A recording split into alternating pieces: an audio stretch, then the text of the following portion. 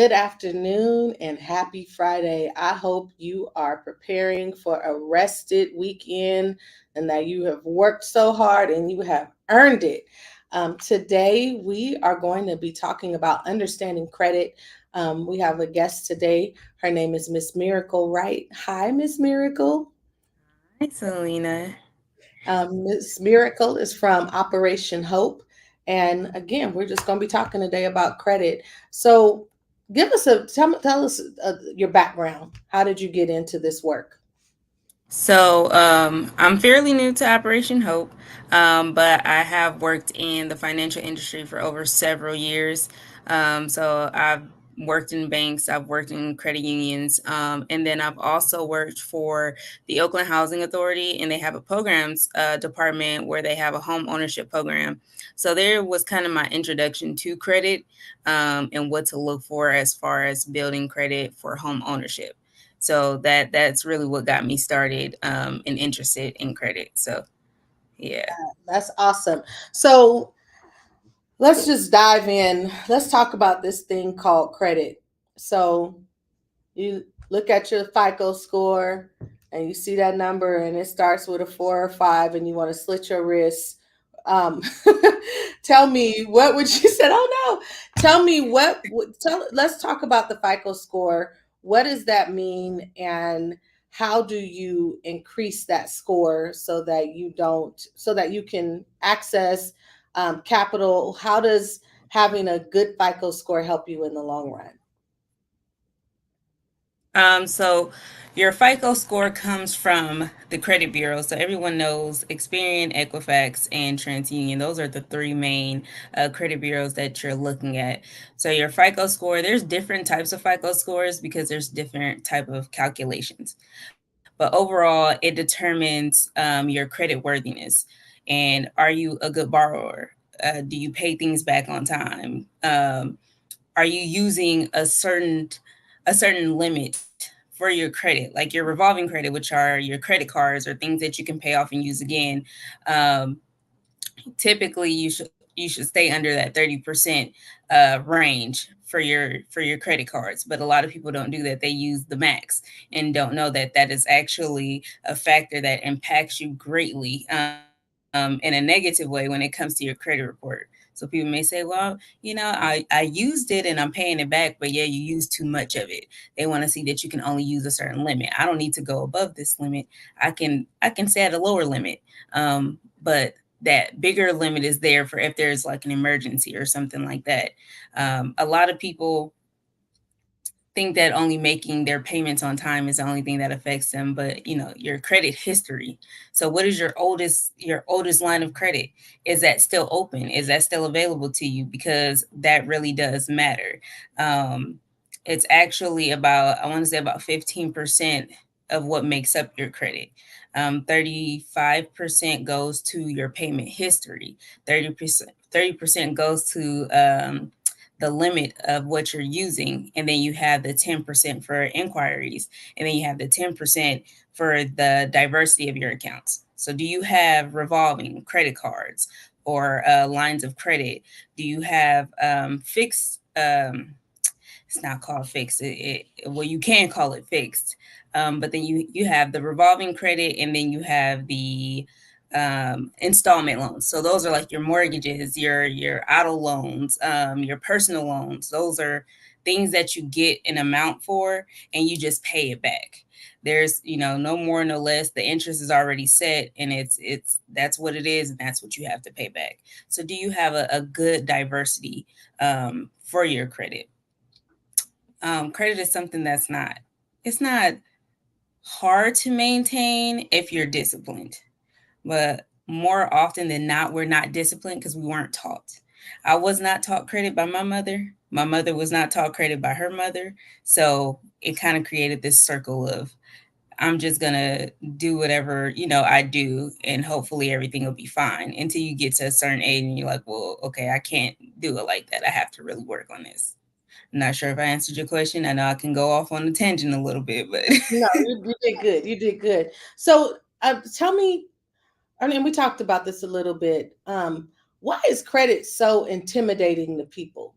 Do you think it has to do more about us not really being taught about credit and having those conversations in a familial setting or when we're younger? Like, why is it intimidating? Credit can be intimidating for several different reasons. One of the things that I see is that the knowledge of credit it's very low. A lot of people, especially I'm from Oakland, California. A lot of people in my neighborhood do not know how to manage their credit.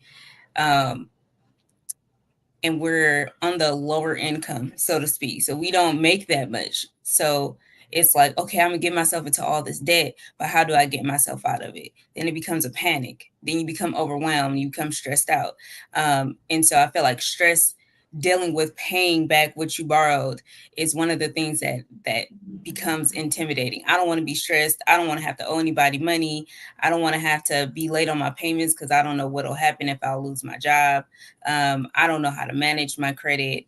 Um, and then I see a lot of people do this.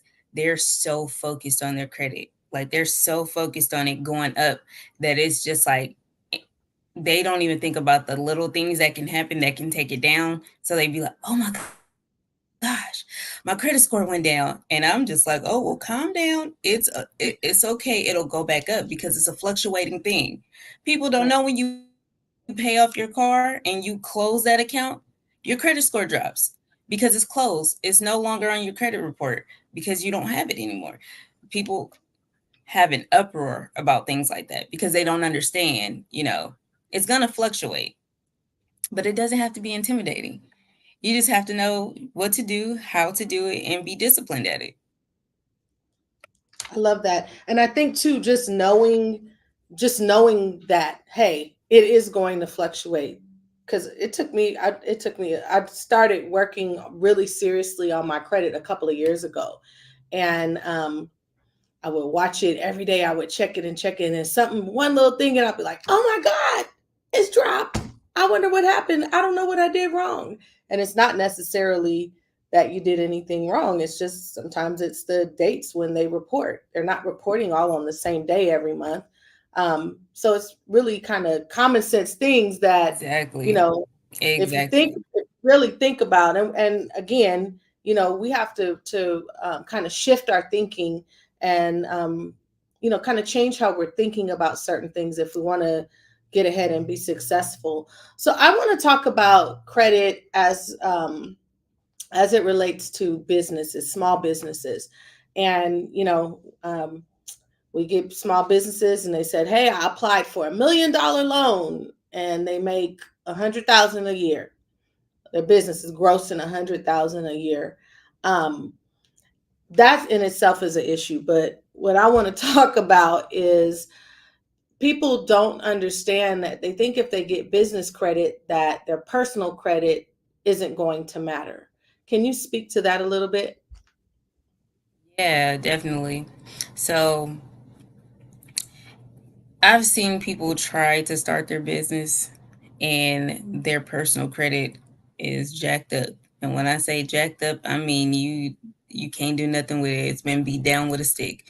You cannot try to maintain business credit and you can't even maintain your personal credit because whatever bad habits you have in your personal life is going to follow you to your business. And then when you start to whatever business you have, you may be dealing with someone else's money. You may have customers and, X, Y, and Z, and you may have to give somebody a refund and have to pull that from some loan that you got for your business or anything like that. And then all of a sudden, you're just giving people money and you're not paying back what you owe. You have to build these things. This has to be a discipline thing. It has to be a pattern. You have to continue to do what's right in your personal life so that it will follow you to wherever you go. Um, my I don't have a business, so I can't speak from experience, but what I can say is that I want to leave something for my children. So Mhm. to me, that's my business. That's what I look at them. I have to put into you. So I have to teach you now what to do now. If I don't teach you now, when you get older, you're gonna make a lot of mistakes that I could have helped you avoid. So it's the same thing for your business. Look at your business like your baby. if I can avoid, going into a massive debt, or, having people come repossess the cars that I got in my business name or whatever it is, then do that. Start with yourself and then move on to your business. Your business plan, you can always refresh and revamp your business plan. You can always come up with something that will be fresher. Don't try to rush to get into a business. Know what you're doing first before you just jump into, okay, I want to get business credit, and I want to get cars in my business name, and I want to get this in my business name. And then here come the people trying to take it away from you because you haven't even paid your bills. So, the personal and the business go hand in hand. You have to know how to manage. I love that. That's some practical advice. Learn how to manage. Got to Hmm. know how to manage. Um, let's talk about, for the younger people or younger viewers who may be watching. So I know when I got to college, they had all those different credit card agencies, organizations there on campus, and they're like, "Oh yeah, you can get a credit card," and they give you a $300 credit card. You don't have no credit, no credit history, and you get an 89% interest rate. And the next thing you know, you done maxed it out, and now you owe $7,000 on this $300 credit card.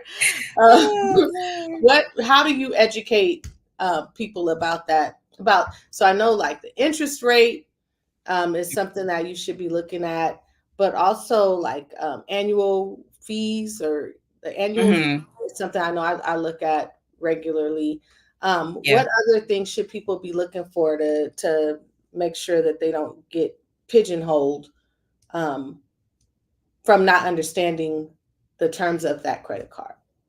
Yeah, so you definitely want to understand what the terms and conditions are of what you're signing up for. Let me give you an example. This is before I became a coach. This is while I was working at a bank. So I was like, I knew about credit, but I wasn't like so infatuated that I was like, yeah, let me go look into it. But I got a pre approval. They sent me like, hey, you pre approved for like $7,000.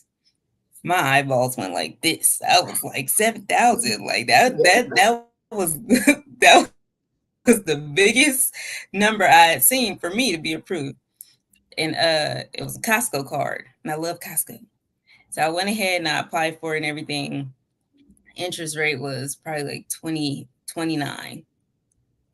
So I'm tell you this, when you're looking at credit cards that are like store cards, or they're like a third party, so like Synchrony Bank, Community, everybody know those creditors, because Forever 21 is hooked up to them. Ashley's Furniture is those are going to be the highest interest rates. So when I'm looking at credit cards, I'm looking at, number one, what can I get back out of using this credit card? Can I get a point? Can I get a reward? Can I get money back? Can I get something? Now, when I'm looking at APRs, I tend to want to stay away from the over 20%.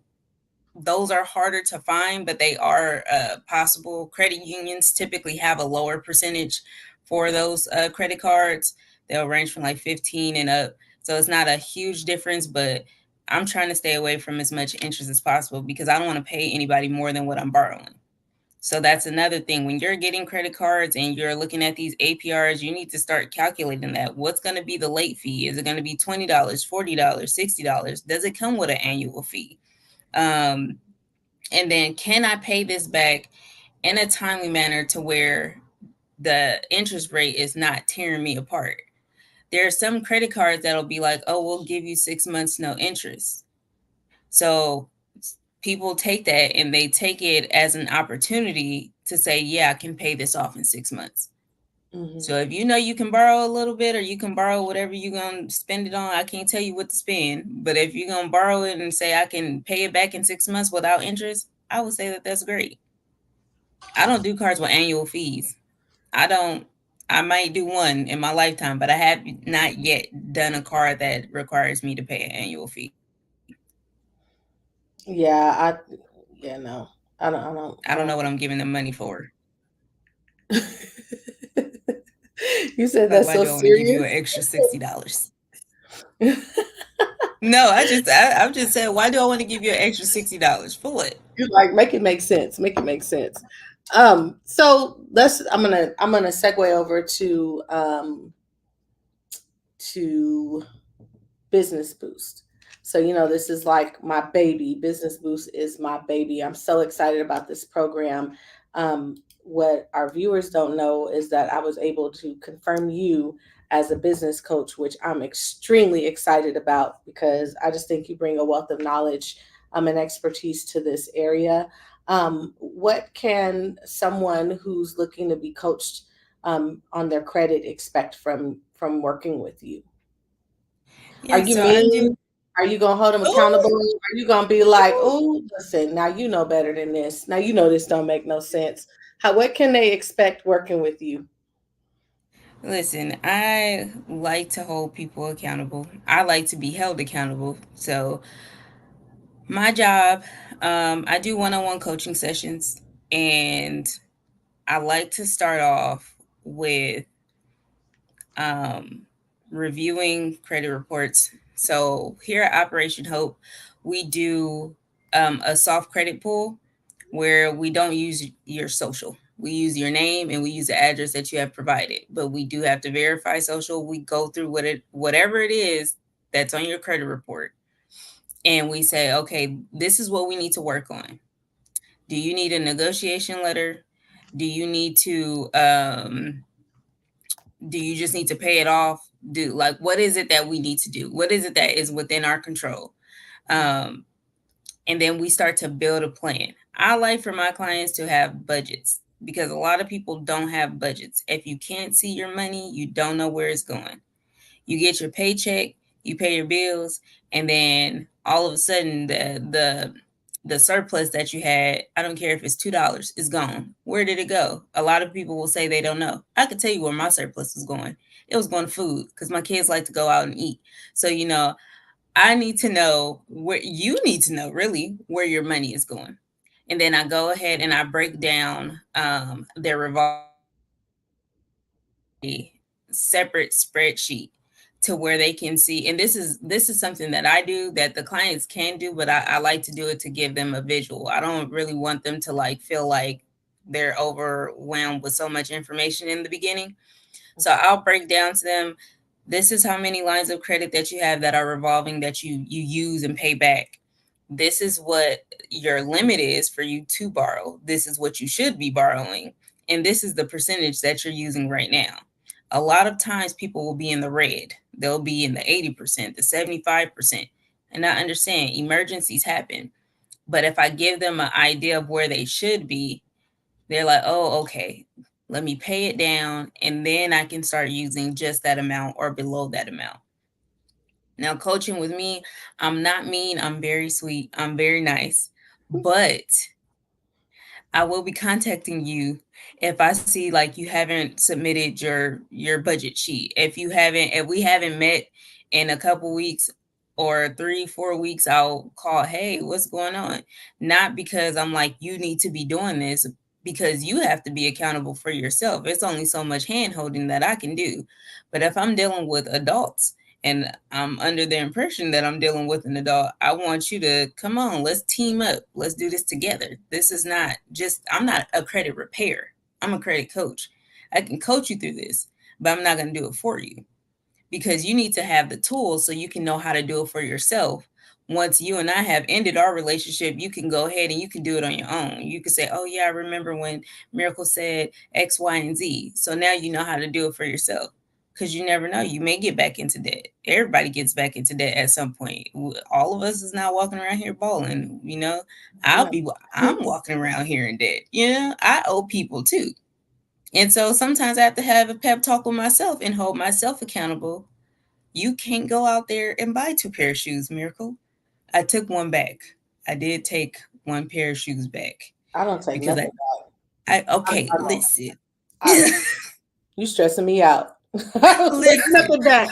I'm keeping everything. When I realized it didn't make sense, because both of the shoes was the same color, I was like, no, I Yes. really do need to buy both of them shoes. I Yes. took one back. There were different styles. They were different styles, but When I they got a told me kid to dress me size. alike. Listen, I got a kid size because I got kid, kind of feet, but they felt weird. So, I just took them back. I was like, see, that was the Lord. He really didn't want me to have them shoes. And so that's, he holds me accountable, and then I have to hold myself accountable too. So I got, we double teaming on accountability over here. I So I feel it. always tell people, you're not in it by yourself. I'm a coach, but I still go through it too. So I'm still trying to get myself out of debt as well. Sometimes I just take a nap and cry. Sometimes I just go cry in the shower. And I'm like, all right, what we gonna do? What debt we gonna tackle first? And I just get back to it. So that's what you have to look forward to. I love that. I love that. I need to be calling you, but I don't know if I'm ready for that because I don't want you It's telling okay. me. I don't want you telling me I can't have two pairs You can't. because I need them. Well, I'm not gonna tell you that you can't. I'm gonna say you can have two pair. Yes, thank you. You can have two pair. Is it worth it having a two pair? Can we Yeah. buy the two pair twice in a row? Or can I only afford to buy these two pair just this time? Because I'm starting to get in the mindset if I can't buy it twice, then I probably can't afford it. Oh, that's good. Okay. Okay. So I'm Okay. not gonna tell you you can't do it. I'm tell you you do what you want to do. I'm gonna still be here to support you because I'm not gonna run away. I'm not gonna run away from that. My friend told me she wasn't ready because she liked to shop, and I said, you know what? You come to me when you ready because I'm gonna be here. I love that. You got to get ready. You got to get ready for Miracle because she ain't no joke. Can you afford to buy two pair of shoes twice? Let me think about that. I don't know. Maybe not. That's Yeah, I good. couldn't afford to buy them twice. That's why I had to take one back because I could afford to buy one of them twice, which I did. Right. But then I was like, once I took the other one back, I'm like, I really couldn't afford to have two of them at the same time. I see.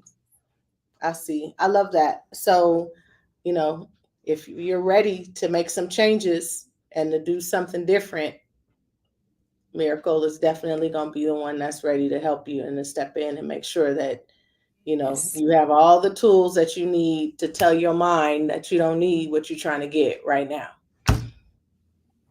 If it ain't food or water, if it ain't tissue or, something that goes in your house, you don't need it. Set aside. That's why a budget is very important. You Mhm. set aside money per month for yourself. I encourage people to, do something for you because we always have to find little ways to celebrate us. We work hard, we have kids, we going to school, we running businesses, we working for other people. So it's just like we're always doing something. So I do encourage you to take care of yourself. I do encourage you to put money away for yourself at some point. You know, nails cost a lot of money for the women. So it's just like, set aside $100 for you. You pay all your bills, you make sure everything paid. If you can put some money into your savings, put some into your savings and then put some away for yourself too. So when you do want to do something nice, you have that money, you have that little cushion to do that, and you're not stressing about, oh well, I didn't pay this or I didn't pay that. Some people do it the reverse. They take care of themselves first and then they be like, oh well, my bills, they take care of themselves. Oh child, no. They're not going to take care of themselves. Hell no. Do you want Mm-mm. to call a PG&E company? Because they show was after me. I was like, well, listen, hold on, Linda. Hold on. I'm trying. I'm trying. Hold on, Linda. Y'all done bumped up this PG&E bill. Y'all calling me back to back. Ain't coming fast. They cut your lights off in a millisecond. They really do. Mm-mm. They really will. They, They do. That's a real yeah, they thing. called me. It was like 700. We need 700 right now. I said, well, hold on. Who was seven? I don't know who 700 is. I'm Like, not don't turn playing. on nothing. I be telling my kids, don't turn on no I'm not lights. playing. Don't you touch that air conditioner, or don't you turn on nothing. We fasting from electricity this week. Don't wash nothing and don't turn nothing on. Please and thank you. We cooking in the dark tonight. You ready? That's what we're doing. Real. Burn a candle. Light a candle, like in the old days. So I'm very excited about you, and I'm so excited about the chance to have and get to meet you. What I can say is that everyone that I connect with and that I've connected with this program, um, I personally talk to and try to get a feel for them because I want to make sure that I'm bringing the businesses that are coming through this program the best of the best. And I appreciate your candor with me when we had our first conversation. And I was like, I have to get her. She's the bomb. And so I did get a little nervous when I emailed you and you didn't email me back. And I was like, hey, there's no phone number on this email. But I'm gonna just email her anyway and see if she hit me back, and you did. And so I appreciate you. I am excited for our businesses to be able to connect with you. We have a really good cross section of businesses. Some have really, really good credit, and some have were honest and said, "I'm gonna click this box, but hey, I know I need to work on this, and I'm ready to get to work." And so I know that without a doubt that you were going to roll your sleeves up with them and help them get it done. So I want to personally thank you for saying yes, but also for being you and just being real.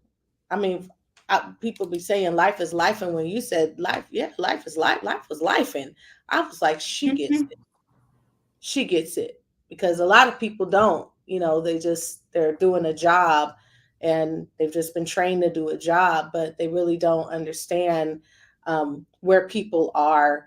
And it's not just where I'm at with my credit, but it's really kind of a mental thing too, where you have to talk to yourself and say, like, this okay, it's bad. Well, it feels like it's bad, um, but it's not something that I can't overcome.